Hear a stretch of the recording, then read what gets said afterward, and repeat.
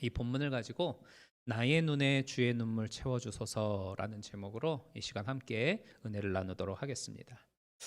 여러분, 우리 모두는 눈물을 흘립니다. 그죠? 이 눈물이라고 하는 것은 어느 한 사람이 가지고 있는 감정이라든가 그 사람에게 주어져 있는 상황이 어떠한지를 잘 표현해 주는 것이 바로 이 눈물이기도 하죠. 어떤 때는 너무 기뻐서 울기도 하고 또는 너무 행복해서 울기도 합니다.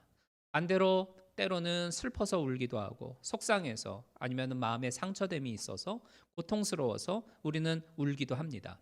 그래서 누군가가 눈물을 흘리고 있다라고 한다면 저 사람한테는 뭔가 나름대로 특별한 사정이나 이유가 있겠구나. 이런 추론을 우리가 할 수 있는 게 가능해지죠. 성경에서도 보면 이 눈물이라고 하는 건 인물의 감정이 어떠한지를 아주 잘 표현해내주는 훌륭한 도구로 쓰입니다. 특별히 이 성경에서의 눈물이라고 하는 건 대부분 슬픔을 의미를 합니다.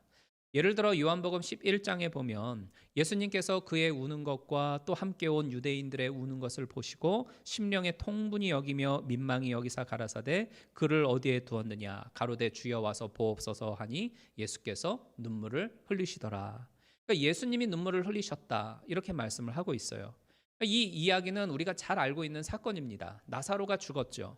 그리고 나사로가 죽으니까 이로 인해서 나사로의 동생인 마르다와 마리아가 우는 거예요. 그리고 그와 함께하고 있던 여러 유가족들과 일가 친척들이 함께 이제 눈물을 흘리고 있고 바로 이 장례식장에 예수님이 찾아와서 위로를 해주시는데 예수님도 똑같이 그들과 함께 마음을 아파하면서 그 슬픈 감정으로 인하여 눈물을 흘리셨다라는 겁니다.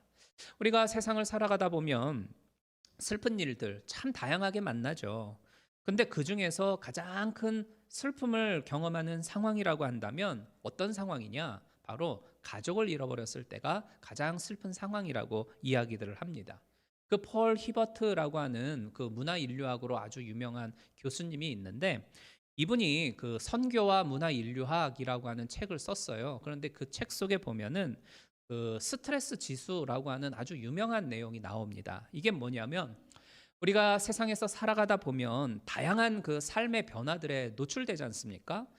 직장을 바꿔야 하는 경우도 있고 새로운 사업장을 열어야 하는 경우도 있고 누군가 새로운 사람을 만나야 하는 경우도 있고 아주 다양한 경우들의 그 삶의 변화들에 우리가 노출이 되어지게 되는데 일반적으로 그렇게 달라지는 삶이 우리에게 주어지게 되면 그걸로 인해서 스트레스 받게 되죠. 그죠? 신경 쓰이게 되고 마음 써야 되고 이게 잘 될까? 문제가 없을까? 여러 가지 많은 생각들로 인해서 우리의 마음이 복잡하게 되어집니다. 그래서 우리가 흔히 나 요즘 스트레스 받아. 이런 이야기 하잖아요.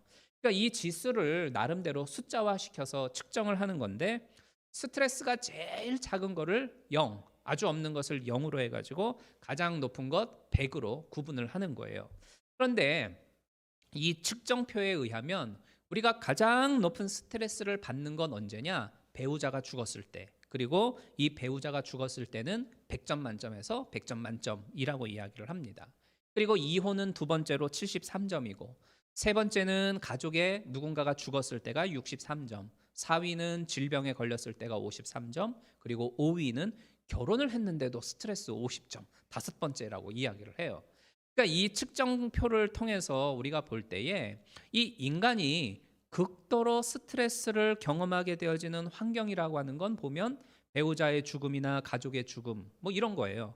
그래서 이 지수가 50점 이상부터 100점까지 이 목록들을 쭉 보면 상위에 그 속해 있는 내용들을 보면 전부 다 가정하고 연결이 되어져 있어요. 그러니까 이거는 우리의 삶에 있어서 이 가정이라고 하는 것이 얼마나 중요한 삶의 터전인가를 보여주는 것이죠.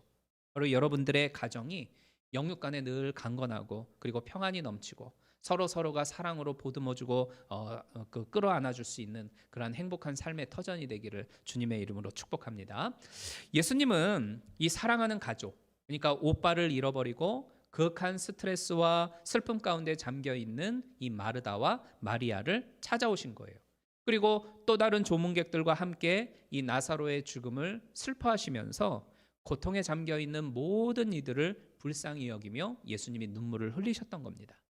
예수님은 이처럼 이웃들이 처해져 있는 그 슬픔, 그들의 아픔, 그리고 고통의 현장 가운데 찾아가시고 그리고 동정의 눈물을 함께 흘려주심으로써 사람들을 위로하고 그리고 사랑을 나누어주는 그러한 삶을 살았습니다. 바로 우리들의 눈에도 이러한 예수님의 눈물과 그리고 긍휼의 마음이 있기를 소망합니다. 예수님의 이 눈물 사건을 한 가지 더 살펴보면은요.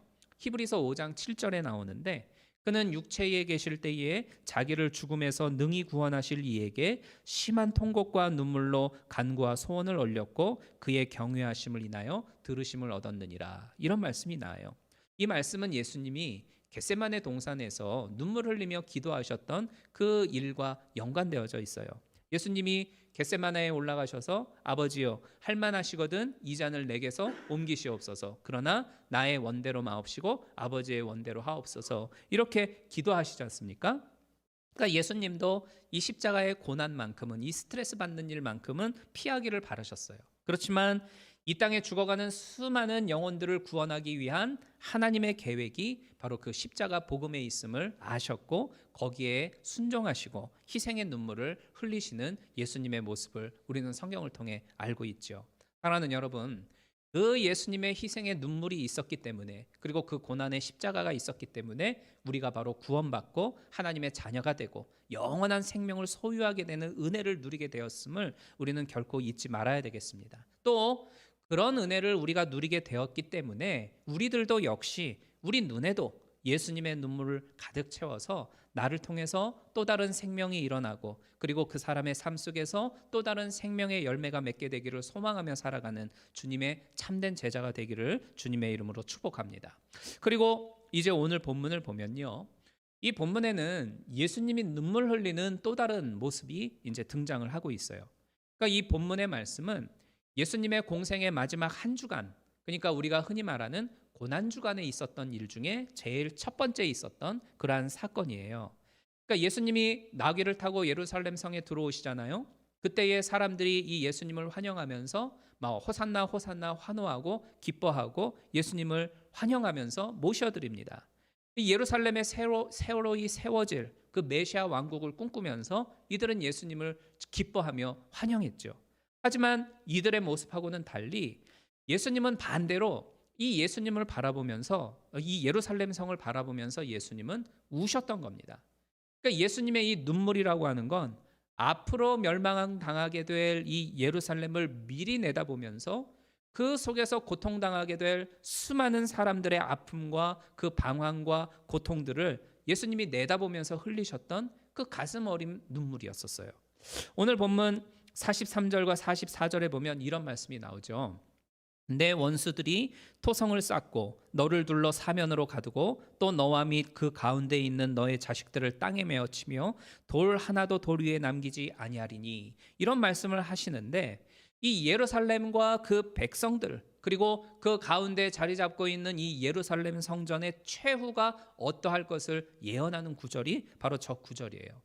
그러니까 역사적으로 볼 때에 예수님이 이제 십자가에서 죽으시고 약 40년 후인 AD 70년에 그 로마의 장군인 디도라고 하는 사람이 예루살렘을 쳐들어오게 되어지죠. 그래서 예루살렘에 이 디도 장군이 쳐들어오면서 완전히 이 예루살렘이 쑥대밭이 되는 그 역사적인 일이 발생을 하게 되어집니다. 그 요세푸스라고 하는 유명한 역사학자가 있죠. 이 요세푸스는 특별히 이 예루살렘 그러니까 유대인들이 그렇게도 자랑했던 예루살렘 성전 그 예루살렘 성전이 완전히 파괴되어져 가지고 찾아볼래야 찾아볼 수 없을 만큼 완벽하게 황폐가 되어졌다고 그렇게 기록하고 있는 걸 봐요. 그러니까 예수님은 이렇게 될 것을 40여 년 전에 내다보고 계시면서 슬퍼하고 우셨다는 겁니다. 근데 예수님께서 우셨다라고 했는데 어느 정도로 울었냐면 41절에 우시며라고 하는 이 부분을 헬라어로 보면 소리내서 통곡했다 그렇게 표현을 하고 있어요. 그러니까 예수님이 눈물 찔끔 정도 흘리는 그 수준이 아니라 탄식하면서 막 꺼이꺼이 하면서 이 가슴을 치며 애통하면서 예수님이 눈물을 펑펑 흘리셨다는 겁니다. 왜 이처럼 예수님이 탄식하며 애통하며 우셨냐? 오늘 본문 42절에 보면 너도 오늘날 평화에 관한 일을 알았다면 좋을 뻔하였거니와 지금 내 눈에 숨겼도다. 이 말씀에서 우리가 알 수 있어요. 예루살렘 성은 높은 고지에 자리를 잡고 있기 때문에 외부에서 공격이 들어와도 충분히 막아낼 수 있는 그 철옹성과 같은 성벽이었습니다. 그러다 보니까 생활이 안정되어 있을 수 있어서 먹고 사는 문제에 있어서는 아무런 문제가 없었어요. 그래서 그 예루살렘 성 안에 들어가면 모두가 다 여유롭고 풍요로움을 경험할 수가 있었습니다. 그래서 사람들에게 예루살렘 평화라고 하는 뜻을 가지고 있는 이름이 붙여지게 된 거죠. 그만큼 안전하고 좋은 장소였어요.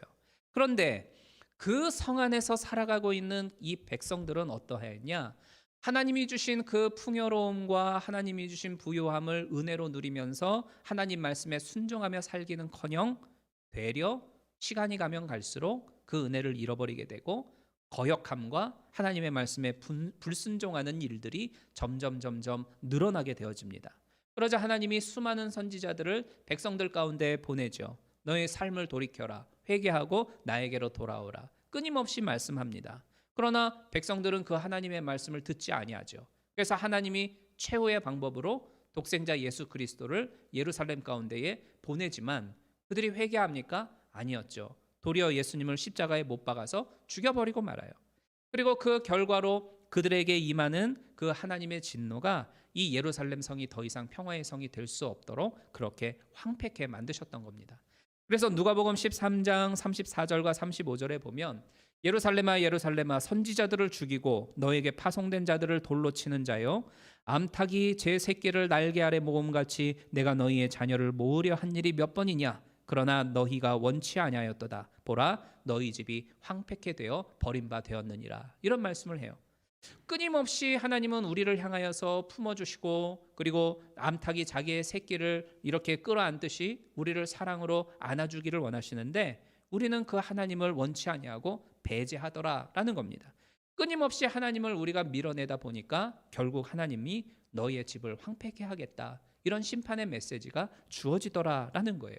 그래서 예수님이 이렇게 탄식하면서 꺼이꺼이 우셨던 이유는 외형적으로는 평화롭고 모든 것이 잘 갖추어져 있는 그런 예루살렘 성이에요.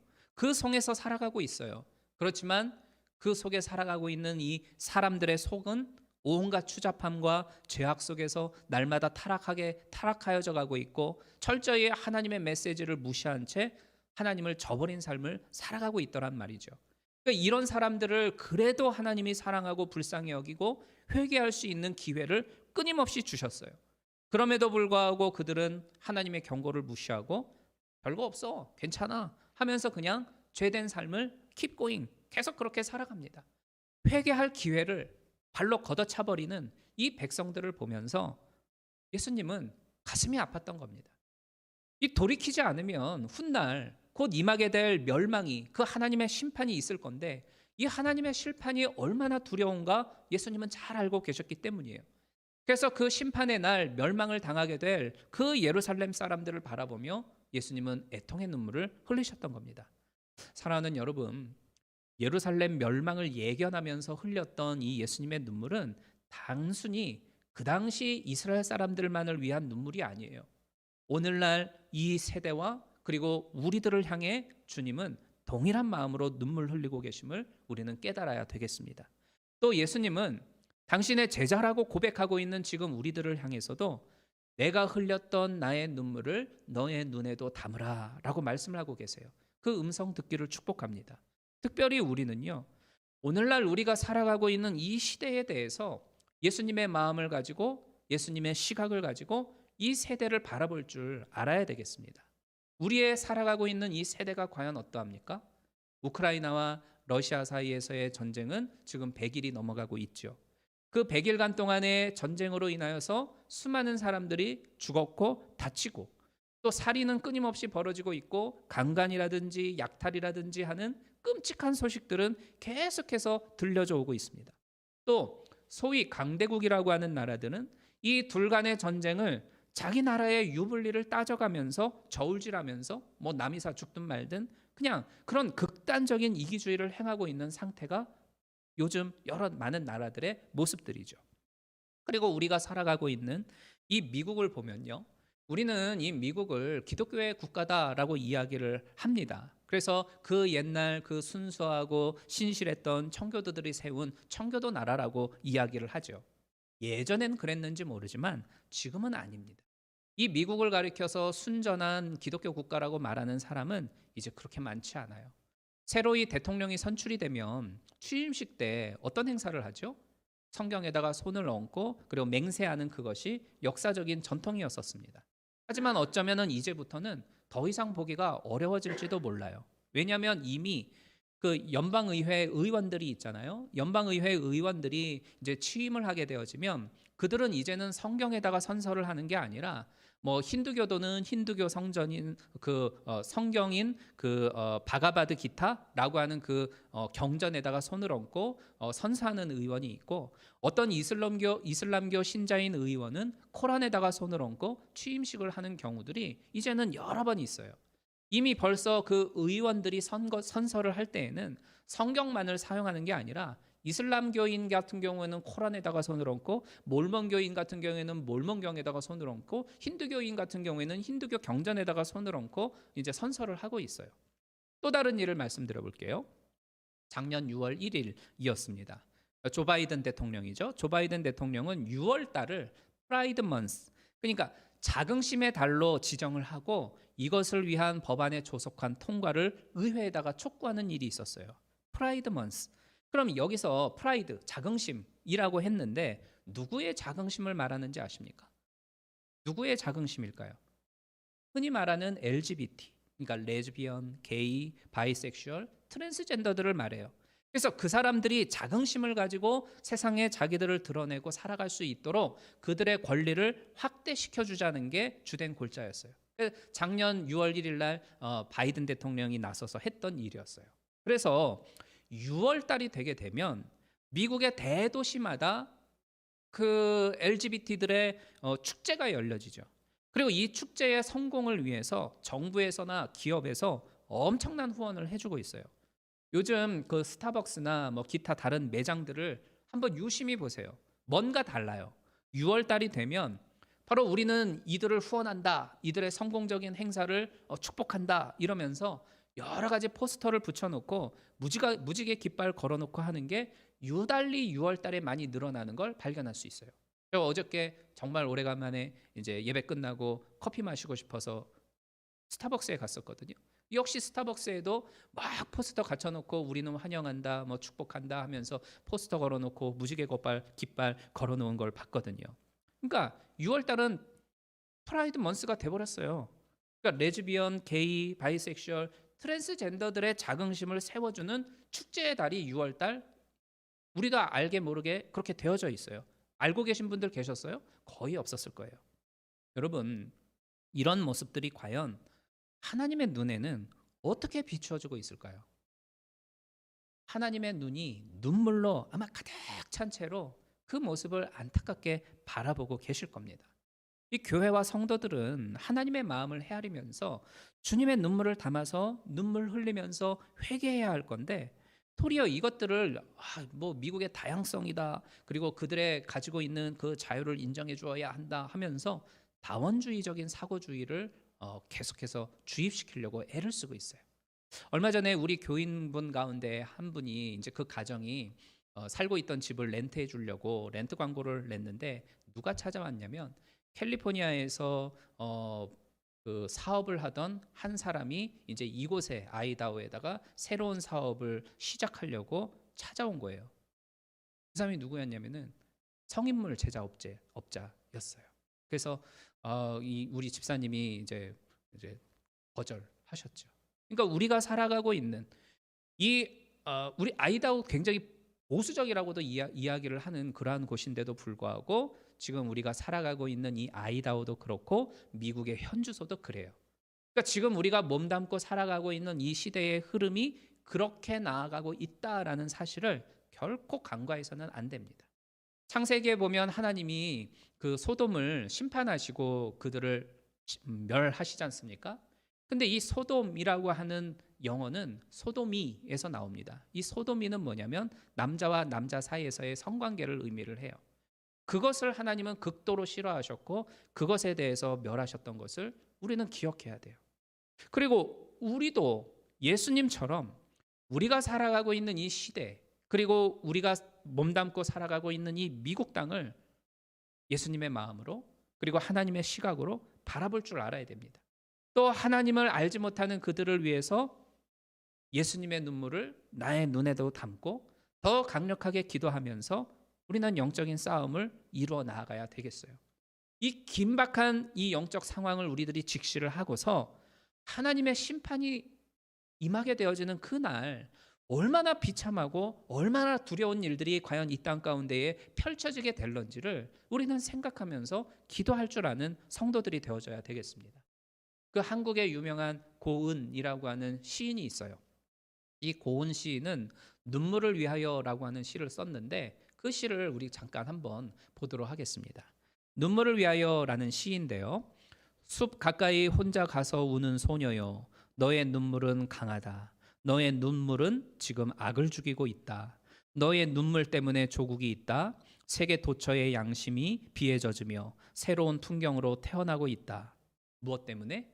너의 눈물 때문에. 그러니까 성도 여러분, 우리 모두 이 시대와 그리고 우리가 살아가고 있는 이 미국과 온 세계 열방을 품고서 눈물로 기도하는 그러한 중보자의 삶을 살아가기를 결단하기를 원합니다. 내가 여기에서 눈물 흘리며 기도한다고 해가지고 뭐가 달라질까? 아니에요. 달라질 수 있어요. 너의 눈물 때문에 달라질 수 있습니다. 주님 마음을 담고서 흘리는 우리들의 눈물은 강하고 또 여러분들의 흘리는 그 눈물의 기도는 악을 죽입니다. 악을 죽일 수 있어요. 또한 그 눈물의 기도가 이 세상을 하나님이 기뻐하시는 세상으로 새롭게 태어나게 만들어낼 수가 있습니다.